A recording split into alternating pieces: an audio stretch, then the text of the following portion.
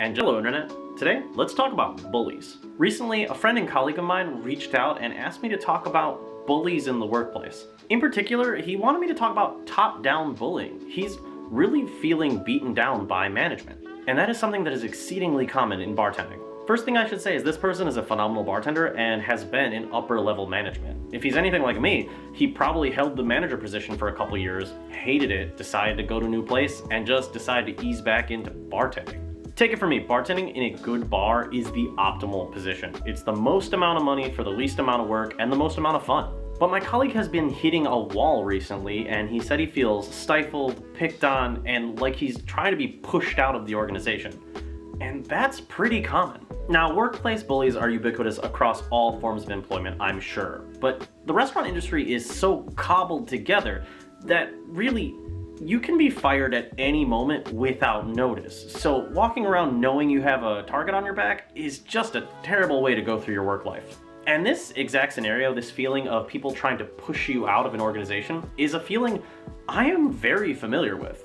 One of my first bar gigs, I worked my way all the way up to bar manager. And when I got to the top, they brought in another manager to help run the floor.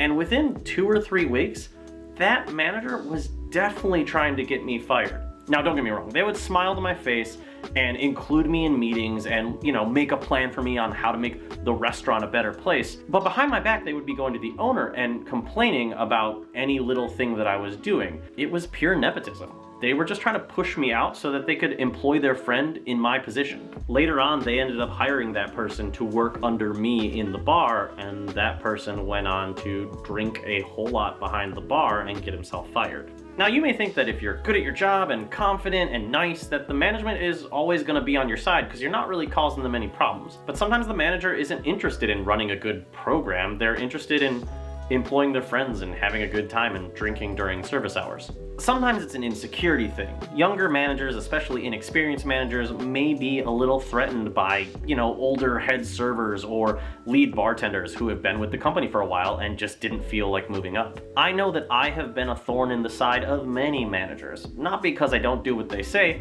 but because I let them know when I disagree with them. If they're the manager, whatever they say goes. Yes sir, yes ma'am. But if I don't agree with something, I'll let you know.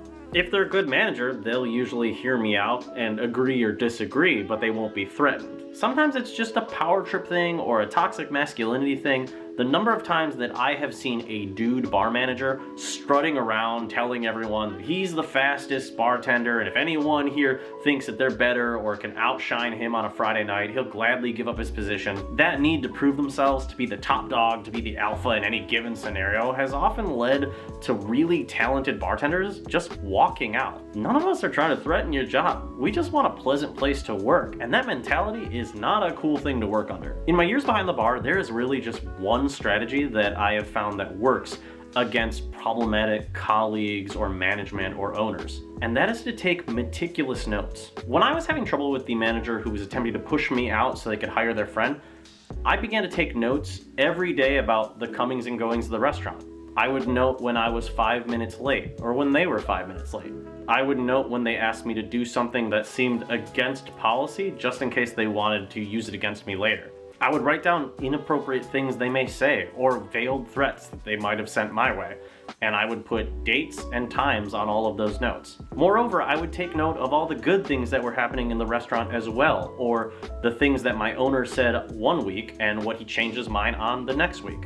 And then when I was inevitably called into the office by the owner and reprimanded for being late one Thursday, I was able to ask the question, "How did you know I was late? I was the first person in the restaurant." And then the owner said, "Well, the other manager said you mentioned being late." And I said, "Yeah, I was late, and I wanted to let the other manager know just in case we had to bust anything out real quick." But then I was able to open my notes and ask the owner, "Well, did they also tell you that they were late the day before and the day after? Or that their friend showed up and decided to do skateboarding tricks in the parking lot and they fucked off for an hour? Or the fact that they were hitting on the young lady at table 12 a week later and she was so uncomfortable that she left without paying for her drink?" Essentially, I went line by line for the surrounding week to show them that me being late by 7 minutes was the least of their concern. And then the owner looked me right in the face and said, "I think we're done here." And I said, Thanks. And I went back and did my job. And that manager who was trying to push me out all of a sudden became a lot nicer to me. Taking meticulous notes is something that I have taken with me to every other job site after that. Anytime anything out of the ordinary happens, good or bad, I take a note. And I don't bring it up, ever, unless someone calls me into the office and tries to have words with me. So if there's one bit of advice that I would give to anyone in the industry, regardless of how long you worked in it, take notes. Alright, I think that's gonna do it for this week.